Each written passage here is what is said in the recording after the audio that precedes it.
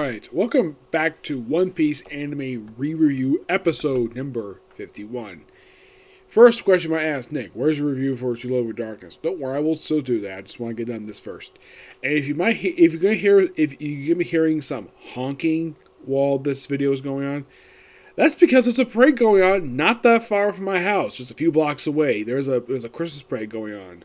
Why am I not at the Christmas parade? Because I just don't really need to go, especially I was gone all day from my home, and I just really want to relax. Alright, now this one discussing the first 4 of the, get this, 12 recently released dub episodes for One Piece. Yes, 12. Not 13, not 14, 12. But first we're discussing the very first 4 episodes. An anime original arc known as Silver Mine, which was a lead-in into the second most recent film, One Piece Gold. This one came out 5 years ago. You're thinking, really? 5 years ago? Wow. Yes, I have seen it. I did a review of it. I think it was just not long after it came out, if I'm not mistaken.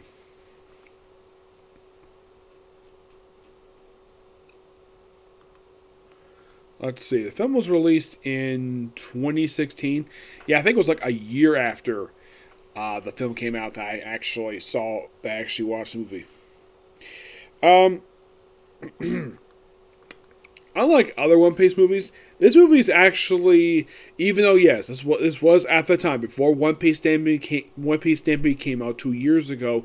This was the most recent film they released out of the entire film series. And the thing with One Piece is, they had this thing where they had to release a movie like almost every year. That's what it seemed like anyways. For a long time, that's kind of how it was. Yeah, and then all of a sudden released One Piece Stampede. That was like 3 years after release in Japan. Yeah, and that's an awesome movie, by the way. And then they wait. Now, by the way, there's actually another film coming out for One Piece. Coming out next year. Yes, next year. Yes. Which I am going to hopefully be able to see when it comes out next year.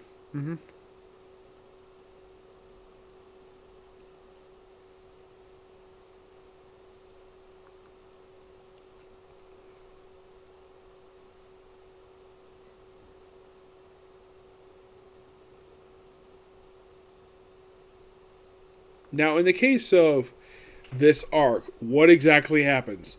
This is, of course, just after. Of course, you have pretty much half the Straw Hats, along with Bartolomeo's crew, just relaxing and on their ship after eating some food, and then we get a hailstorm going on. Yes, a freaking hailstorm. After with that, then we have a group of what appears to be bounty hunters showing up. Yes, bounty hunters, who lure away Luffy and Bartholomew, because he just happens to be nearby, with a thing of meat.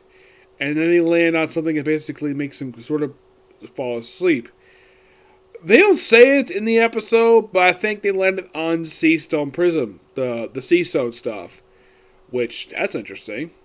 Now, I should point out, though, none of these guys get over it, so they're able to drag him back on their bikes. By the way, also, not the first time I've seen these particular type of characters.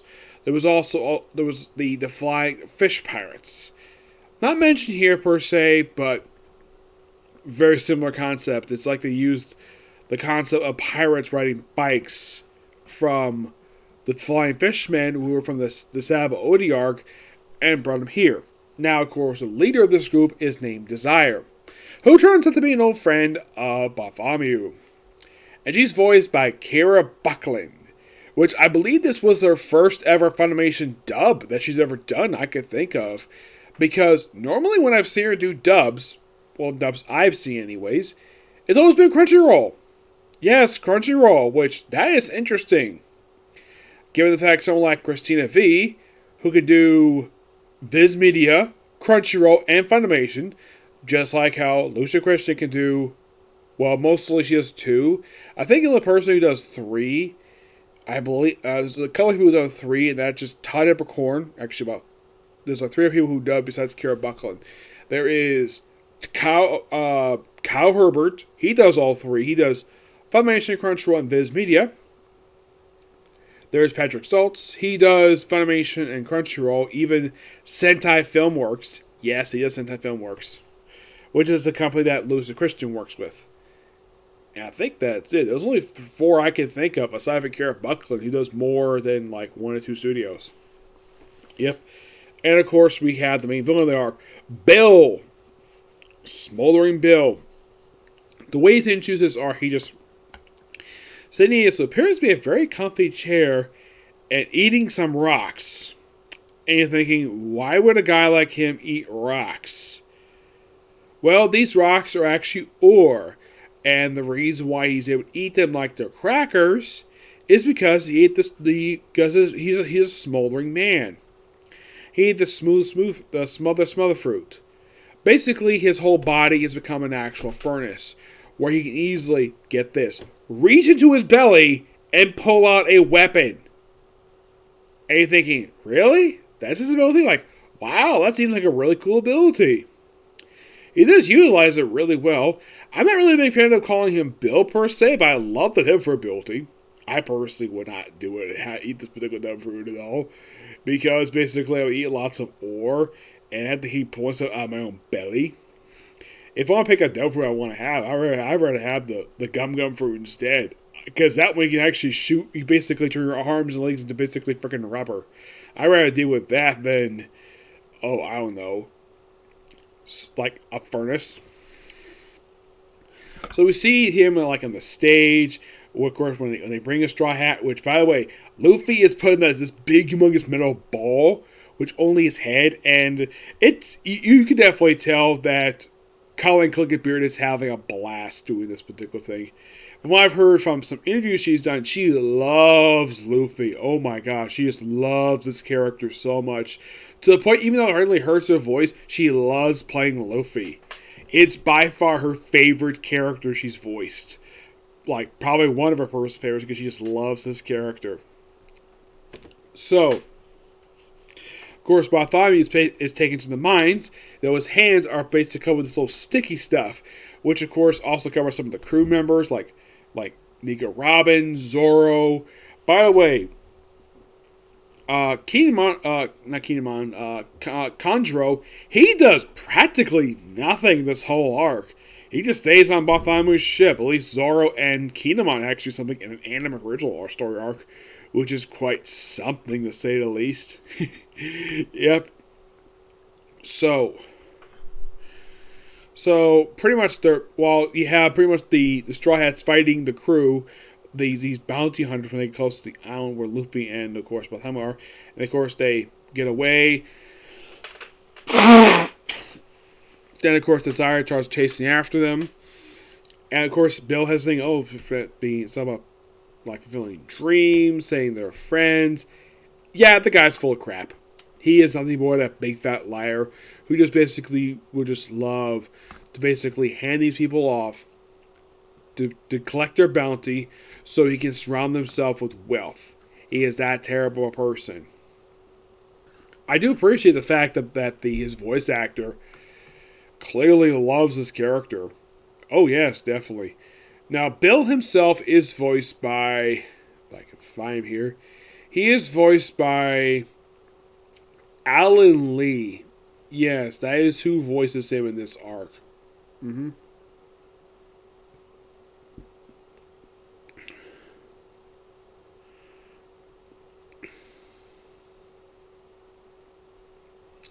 Okay, this is interesting though. Apparently, the design of this character, he is based on Axl Rose, the frontman of Guns N' Roses. Which, okay, I can see kind of resemblance. I mean, yeah, he does kind of look like him. Which makes him probably by far the first character from One Piece who's not based upon, like, usually whenever Oda basically, well, at least whenever they create characters like this, usually based upon, like, fictional characters, or at least some actors. But Rockstar, that's a first. Because the only character I can think is based on a rock star is Gordon from Black Clover. He's based on Marilyn Manson. So he's also working with this supporting villain of this particular arc. By the way, the guy does practically nothing. Yeah, this particular supporting villain, who actually is just a subordinate for a different guy. Who is it? Gran Teresa, Gil Teresa. Yeah, he does briefly appear in the story arc. Oh yeah, he does. He briefly appears. Mm-hmm. Yeah, he appears for a couple small appearances in this arc. But mostly put, the guy himself is basically here just to say that the whole point of this character being here is to set up the One Piece Gold film. Yeah, that's the only reason why. Now, the guy who appears in this arc, his name is Tonka. He is in the actual film for One Piece Gold. Yeah, he's pretty much a supporting villain. He's there to remind people, oh yeah, this is basically, like, Bill is not going to be appearing in One Piece Gold. Like, you can tease the fact he's going to be there, but nope, Luffy beats him pretty easily. The guy that breaks out, and of course, discover, oh yeah, that he's nothing more than a big fat liar because they find a bunch of slaves who actually is full more men who dare to turn against him. Or at least where he turned against them, put them in the mines. And the only reason why they're not able to lead in the mines is because of Avalon. Who is Avalon, you might ask? A tram man. Yes, seriously, a tram man. Who ate the tran fruit and basically talks like he's on a train. Yes, he runs around on train tracks, what appears to be on his hands and feet, but his hands and feet transform into wheels. He dresses the part. He also has a freaking, like, wooden box on his back. And what's the other thing? Bombs and, like, a bunch of other weapons. And by the way, his whole thing is that the whole thing with him, he does a bunch of railroad jokes. Yes. Though, unlike in the case of Vegeta, even though his was a bit unnecessary, but his was actually kind of funny. This guy is just, oh, illegal tracks, or make a turn. I'm like, yeah, I am not surprised the fact this character does not appear again, because I like the idea of an evil tram guy. That's a really interesting idea. But the whole thing with this guy is, and by the way, like, the whole thing of him running on the train tracks, it reminds me so much of Temple of Doom. Yes. Oh, and Luffy is actually freed by this guy by pure accident. He basically, because he's powered by Bill's technology, he brings out, looks like a giant drill, puts on his hand, and he thinks he stabs Luffy, and Luffy's like, he breaks out so easily. And we're like, what, you think that I was that big of a guy? Yeah, why the heck Bill put him in this big of a ball is never explained. And then Luffy chases him around, beats the crap out of him, and that's it. Yeah, he's pretty much dealt with in just one episode. Yeah, it was actually episode 2 they actually fought him in this arc. And then episodes 3 and 4, he pretty much battles Bill. Well, he battles basically some of his goons. Somebody knocks out with hockey. Though at the end of episode 3, Zoro and Kinemon show up, while in the case of Avalon, when he, well, gets knocked out. Of course, we also have Pasilla, he's pretty much a supporting villain in this arc. All he does is basically fire guns off his back that basically shoot out glue, and he's being pretty easily by Zoro. Yeah, he is pretty much like wasted by Zoro. Yeah, he pretty much just deflect him like in just a minute because Zoro wants to pay back against him for basically covering glue. So he beats him, he gets pinned to a wall, and that's the last to see of him. And like, okay, so you beat a lot of, well, the men under Bill. Bill's the one left, and of course Luffy beats him pretty easily, like able to avoid like all of his special moves thanks to basically covering his arms, basically his feet and hands in hockey, and beat him up pretty easily. And Tonka's like, I'm gonna toss you out. You lost the Straw Hat. Bye bye. So he's like, screw that. Like, he basically just eats up all the ore. Becomes this big, humongous muscle man. And then all of a sudden, a bunch of lava just crawls over the whole island. Like, what the heck? And thanks to Bartholomew helping him out, of course, he also helped to take out Avalon. He would beat up pretty much Bill, like hold back the lava, and Luffy beats him up thanks to using the elephant gun, defeats him, and knocks him out. And supposedly, this kills him. Yeah, Luffy kills a guy. And as far as I can tell, Bill is probably the only character Luffy unintentionally ever kills in the entire series. Because Bill himself is killed by magma. And supposedly, some of the men basically that Zoro defeated, they're killed by magma as well. As for the other men, they were able to survive thanks going on to, well, one of the ships that Bill has got. They do kind of go into Desire's backstory a bit, where, well, of course, she, grew up with Bartholomew, talking about this particular grandmother. And by the way, Bartholomew, he realizes he's basically land pirates, just happen to travel at sea. Yeah, they have no navigator at all, which seems like, really? Like, you travel at sea, and you don't have a navigator. And you depend upon an old lady who lives thousands of miles away, and you depend upon her help to have you navigate the frickin' ocean. Bartholomew, find yourself a navigator. Just put go to an island you go to, and just have someone who actually is good at navigating. Hire them to be your navigator. I mean, Luffy had to find Nami pretty easily because she's good with maps. Yeah, I'm sure that Nami, when she ever gets a chance to meet him, she'll be like, "Wait, you don't have a navigator?" Well, I don't think she's going to leave the Straw Hats if she says that. She'll be like, "Oh, I'll find you a navigator." Yeah. So, of course, also thinking, like, with the whole... And, of course, first, apparently some of Desire's people, her all-female crew gets taken out. Supposedly some of them are killed, except for a few people who are there. Like, one of whom looks like one of the characters from Amazon Lily. Yeah, I don't know why the heck that her crew are made up of characters who are pretty much reskins of characters from Amazon Lily. It's a group of women who are with Luffy, except Desire is original. Like, her design is completely original, but the other three are just reskins of the three of the four women from Amazon Lily. Yeah, that's when I see these ladies, it's like, oh look, it's a lady, it's the woman from Amazon Lily, the one who's part of that group that Margaret's part of. Except these people wear regular clothing, well, pirate clothes anyways.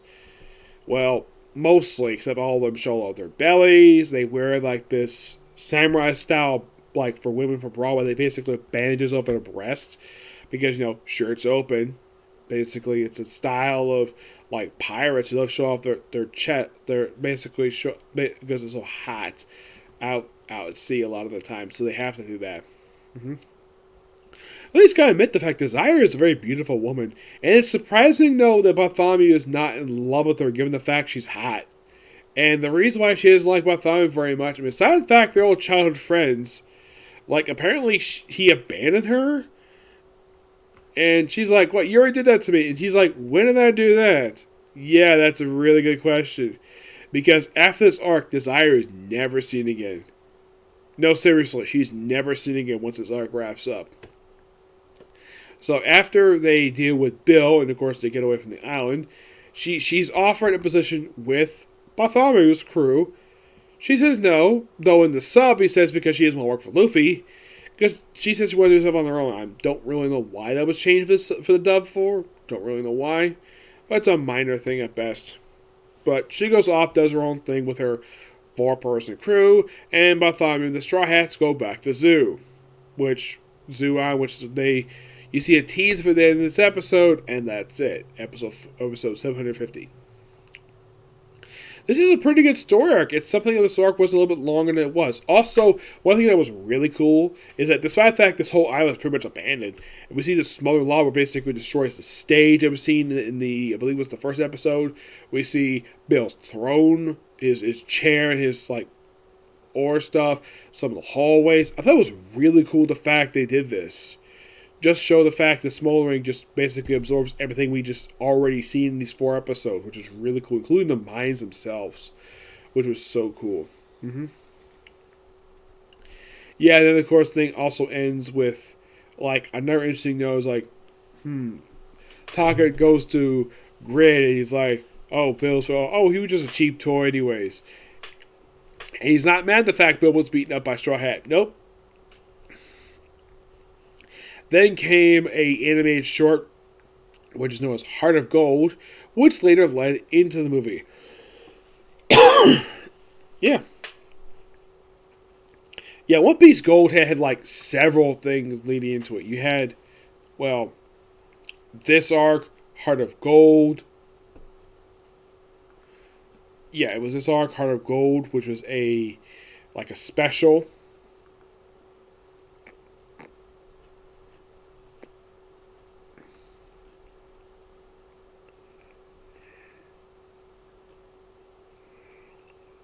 Which I don't think this one was dubbed. No, I don't think so. Yeah, as far as I can tell, I don't know if any. I think some of the OVAs have been dubbed, but I don't think all of them have these specials per se. I don't think. I think maybe Sky Island has been dubbed. Yes, I believe it has.